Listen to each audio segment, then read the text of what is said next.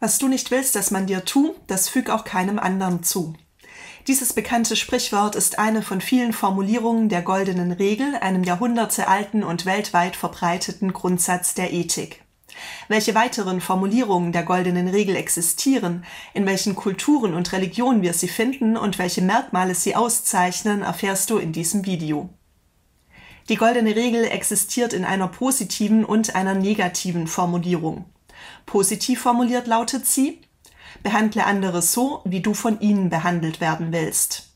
Die negative Formulierung finden wir in dem bekannten Sprichwort: Was du nicht willst, dass man dir tu, das füg auch keinem anderen zu. Die positive Form verlangt, andere Menschen so zu behandeln, wie man selbst von ihnen behandelt werden möchte. Die negative Form, andere nicht so zu behandeln, wie man selbst nicht behandelt werden will. Die erste Formulierung sagt also, was Menschen tun sollen, die zweite, was sie unterlassen sollen. Während sich die negative Form der Goldenen Regel auf die Minimierung von Leid beschränkt, bezieht sich die positive Formulierung darüber hinaus auf die Maximierung des allgemeinen Wohlergehens. Man soll andere gut behandeln und nicht nur vermeiden, sie schlecht zu behandeln. Der britische Philosoph Julian Baggini nennt als konkretes Beispiel für diesen Unterschied das Verhalten im Straßenverkehr. Nach der negativen Form kann ich tun und lassen, was ich will, solange ich nicht andere durch meine Fahrweise gefährde. Die positive Form jedoch verpflichtet mich stärker. Nach ihr soll ich anhalten und helfen, wenn ich einen anderen Verkehrsteilnehmer mit einer Autopanne am Fahrbahnrand sehe, oder den Notruf wählen, wenn ich Zeuge eines Unfalls werde. Diese Differenzierung ist jedoch moralisch oft ohne Bedeutung. Ich könnte schließlich in dem Beispiel auch argumentieren, dass ich nicht möchte, dass andere weiterfahren bzw. keine Hilfe holen, wenn ich in Not bin. Dementsprechend wird in der philosophischen Ethik kein grundlegender Unterschied zwischen der positiven und der negativen Formulierung der Goldenen Regel gesehen. Als Verbotsregel ist die Goldene Regel deutlich weiter verbreitet. In ihrer negativen Formulierung sagt sie uns, wie wir uns auf keinen Fall verhalten sollten. Die negative Formulierung der Goldenen Regel verbietet Schädigungen anderer Menschen, worüber weitgehender Konsens besteht. Die Goldene Regel gibt es schon seit Jahrtausenden und in fast allen Kulturen und Religionen. Der Theologe Martin Bauschke bezeichnet sie daher als moralisches Weltkulturerbe. Wir finden sie in verschiedensten Kulturen zu verschiedensten Zeiten. Seit dem 7. Jahrhundert vor Christus sind ähnliche Merksprüche oder Lehrsätze in religiösen und philosophischen Texten überliefert, beispielsweise aus China, Indien, Persien, Ägypten und Griechenland. Man geht davon aus, dass die Goldene Regel in den unterschiedlichen Kulturen unabhängig voneinander formuliert wurde. Hier nur ein paar wenige Beispiele. Der griechische Naturphilosoph Thales von Milet antwortete auf die Frage, wie können wir das beste und rechtschaffenste Leben führen, bereits im 6. Jahrhundert vor Christus, dadurch, dass wir das, was wir bei anderen tadeln, nicht selber tun. Von Konfuzius ist überliefert: Das ist gegenseitige Rücksichtsnahme. Was man mir nicht antun soll, will ich auch nicht anderen Menschen zufügen. In der Mahabharata, einer Grundlagenschrift des Hinduismus und Brahmaismus, lesen wir: Man sollte sich gegenüber anderen nicht in einer Weise benehmen, die für einen selbst unangenehm ist. Das ist das Wesen der Moral. In der Samyutta Nikaya, einer wichtigen Sammlung buddhistischer Texte, steht: Ein Zustand, der nicht angenehm oder erfreulich für mich ist, soll es auch nicht für einen anderen sein. Und ein Zustand, der nicht angenehm oder erfreulich für mich ist, wie kann ich ihn einem anderen zumuten? Im Talmud lesen wir: Tue nicht anderen, was du nicht willst, dass sie dir tun. Im Neuen Testament der Bibel steht im Matthäusevangelium: Alles, was ihr wollt, dass euch die Menschen tun, das tut auch ihnen. Und ein Hadith im Islam lautet: Keiner von euch ist ein Gläubiger, solange er nicht seinem Bruder wünscht, was er sich selber wünscht. Wir sehen, die Goldene Regel wurde und wird in ganz verschiedenen Kulturen und Religionen und zu unterschiedlichen Zeiten angewendet. In ihren unterschiedlichen Formulierungen ist sie weltweit seit ca. 2700 Jahren dokumentiert. Damit ist sie ein Beispiel für ethische Universalität. Es handelt sich nicht nur um eine mögliche oder beabsichtigte, sondern um eine tatsächliche universale Regel. Was aber macht die Goldene Regel zu einem so allgemein akzeptierten und weit verbreiteten moralischen Grundsatz? Welche Merkmale zeichnen sie aus? Zunächst einmal beruht die Goldene Regel auf Gegenseitigkeit im Sozialverhalten. Was ich von anderen erwarte, muss ich auch selbst bereit sein zu tun. Von meiner Selbstliebe oder, drastischer ausgedrückt, meinem Egoismus gelange ich zu einer gerechten und wohlwollenden Behandlung anderer. Die goldene Regel verlangt nämlich, die Interessen und Wünsche anderer als gleichwertig mit den eigenen zu berücksichtigen. Es geht um einen Ausgleich von Interessen. Man achtet die Bedürfnisse und Interessen anderer, während man gleichzeitig seine eigenen Ziele verfolgt. Nötig hierfür ist ein Perspektivenwechsel und Empathie. Um die goldene Regel sinnvoll anzuwenden, kann man nicht direkt vom eigenen Wollen auf das Wollen anderer schließen. Vielmehr muss man sich in die Lage der anderen Person versetzen, sich in sie hineindenken und sich ihre Reaktion ausmalen. Gegebenenfalls kann man sein geplantes Verhalten dann korrigieren. Die goldene Regel liefert keine inhaltlichen Normen, sondern, ähnlich wie Kants kategorischer Imperativ, ein formales Prüfverfahren für richtiges oder falsches Verhalten. Sie sagt uns nicht, was genau wir tun oder unterlassen sollen, sondern ist eine formale Regel, die im Einzelfall mit Inhalt gefüllt werden muss.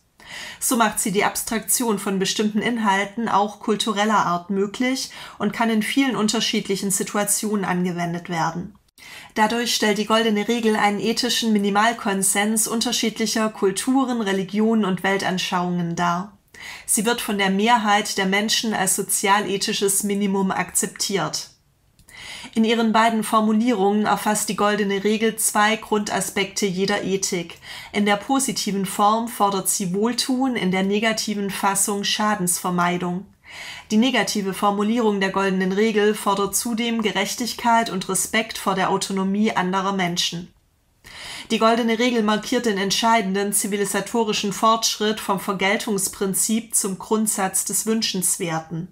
Es geht nicht länger darum, Gleiches mit Gleichem zu vergelten, sondern zu erkennen, dass moralisch falsches Verhalten durchbrochen werden kann, indem man sich in die Lage des anderen versetzt und sich überlegt, was dieser sich wünscht. So kann eine neue, tolerante und wertschätzende Form des Umgangs miteinander entstehen, welche ein friedlich-kooperatives Zusammenleben ermöglicht. Obwohl wir die goldene Regel in fast allen Religionen finden, handelt es sich nicht um eine spezifisch religiöse Regel. Sie macht keinen Umweg über Gott oder die Religion, sondern ist weltanschaulich neutral formuliert. Sie appelliert an den gesunden Menschenverstand und an die Autonomie des Menschen im Sinne einer ethischen Selbstverpflichtung. Die goldene Regel wird in den meisten Situationen und von fast allen Menschen intuitiv als überzeugend akzeptiert. Der deutsche Philosoph Hans Reiner unterscheidet 4 unterschiedliche Interpretationen der goldenen Regel. Die goldene Regel kann zum einen verstanden werden als Einfühlungsregel. In dieser Interpretation verlangt sie, sich in die Lage des anderen hineinzuversetzen und dementsprechend zu handeln. Was man selbst nicht erleiden möchte, sollte man auch anderen nicht antun. Es geht um einen Perspektivenwechsel und Empathie. Zweitens lässt sich die goldene Regel als Autonomieregel verstehen. Sie fordert uns auf, nach derselben Maxime zu handeln, mit welcher wir das Verhalten anderer beurteilen. Normalerweise können wir das Verhalten anderer nämlich viel neutraler und klarer beurteilen als unser eigenes. Ausgehend von der Beurteilung anderer gelangen wir zu einem moralisch richtigen eigenen Verhalten. Was wir bei anderen missbilligen, sollen wir selbst nicht tun.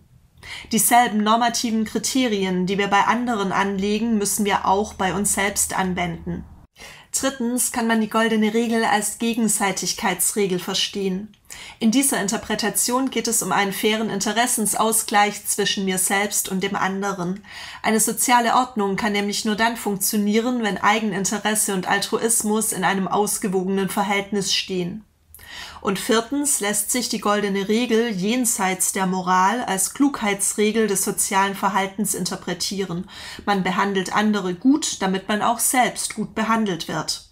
In dieser Interpretation wäre die goldene Regel die pragmatische Maxime eines cleveren, da weitsichtigen Egoismus.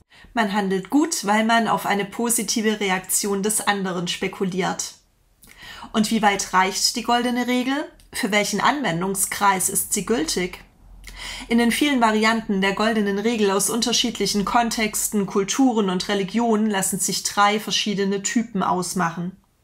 Die partielle goldene Regel gilt nur für einen begrenzten Personenkreis, wie etwa die Familie, den Freundeskreis, die Arbeitskollegen oder die eigene Glaubensgemeinschaft. Art und Größe des Personenkreises, innerhalb dessen die goldene Regel gilt und angewendet wird, kann dabei sehr unterschiedlich definiert sein. Kriterien wie emotionale oder politische Nähe, aber auch Religion, Ethnie, Nation oder soziale Schicht können eine Rolle spielen. Die meisten Menschen, die sich an der goldenen Regel orientieren, wenden sie nur in einer ganz bestimmten Wir-Gruppe an. Die generelle goldene Regel gilt für das gesamte Menschengeschlecht. Sowohl die Weltreligion als auch verschiedene Philosophen fordern uns dazu auf, die goldene Regel auf ausnahmslos alle Menschen anzuwenden.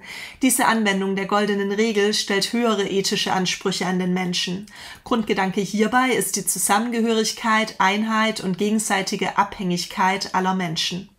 Und die universelle goldene Regel schließlich dehnt den Gültigkeitsbereich über den Menschen hinaus auf die Gesamtheit der Lebewesen, einschließlich der Tiere, Pflanzen und der Natur aus.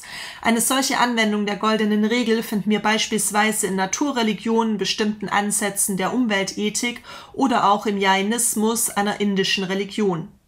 Vertreter dieser Position gehen davon aus, dass alles Lebendige oder Natürliche moralisch berücksichtigt werden muss, etwa weil es miteinander vernetzt ist und voneinander abhängt. In den nächsten Videos betrachten wir die Stärken und Schwächen der goldenen Regel. Wendest du selbst die goldene Regel manchmal an? In welchen Situationen und auf welchen Anwendungskreis? Schreibe deine Erfahrungen sehr gerne unten in die Kommentare. Mit dem Quizlet-Lernset Die goldene Regel kannst du dein Wissen jetzt überprüfen. Viel Spaß beim Lernen und bis bald!